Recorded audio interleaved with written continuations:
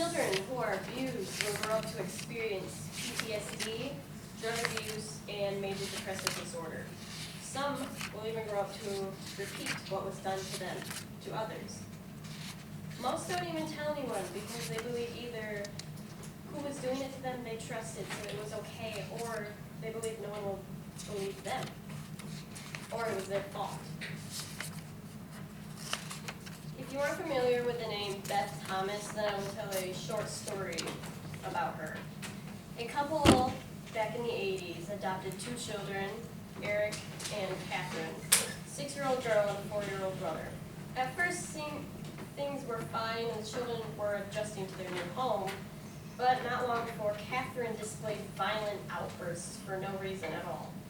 One of the incidents was her killing a clutch of baby birds in her hand, but they just dismissed it as kids not knowing how to handle animals, or when she attacked her brother while he slept at night. I don't know what they dismissed that for, but they were concerned, but they didn't call anyone just yet. They were really concerned when she started tearing her room to pieces and stabbing the family dog with needles. They took her to a caseworker who adopted out the children.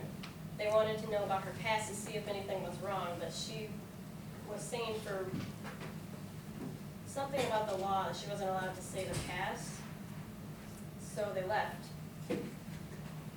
And later, Catherine starts engaging in very inappropriate behavior for her age around adults, which led them to worry pretty bad that there was something they don't know about. They went back to the caseworker and she finally spills what happened to her.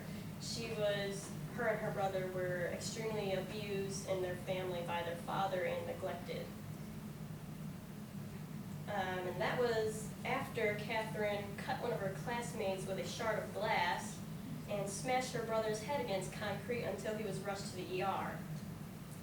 Catherine was on a path of destruction, and most likely, if she didn't get treated, she probably would have become a murderer, most likely. Her father was extremely sexually and physically abusive to all three of them, her older sister that they met up with. And Catherine's abuse started when she was only a baby, which is the root of her issues. She ended up in therapy, obviously, and she got much better and felt the family's love again and grew up directed off the dark path. The documentary came out in 1991.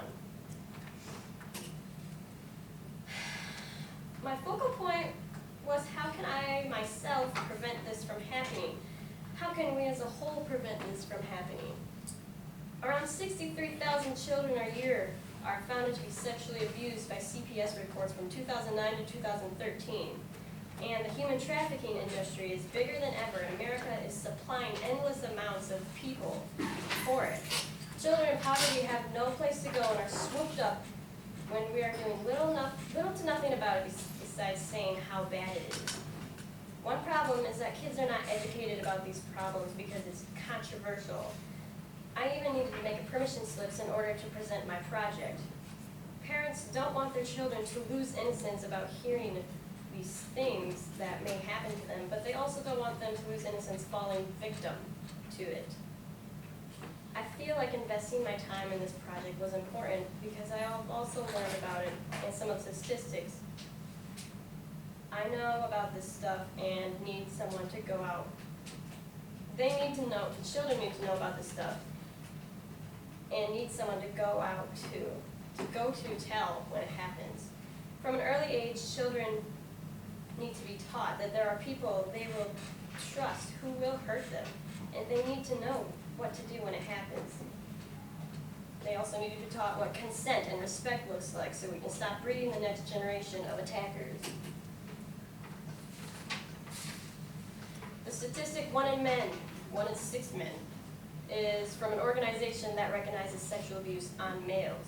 We like to shut our eyes to male victims because traditionally men are brought up to be tough and never cry. It's truly embarrassing for a man to be assaulted, especially sexually assaulted.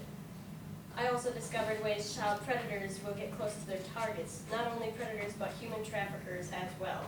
Something all children should know, especially in Michigan. Media is a huge way naive kids get catfished and don't want to hear their parents say, "Watch what you do on the internet." If it's required to be taught in a school about human trafficking and the signs of a predator, I believe kids will take it more seriously. because they have this sense of feeling immortal when they are actually the highest targets for predators. The more children we have to be abused and harmed, the worse the next generation will be, because some of these kids who aren't treated will grow up to become the predator themselves. The class I chose was psychology and sociology. The audience was upperclassmen and lowerclassmen.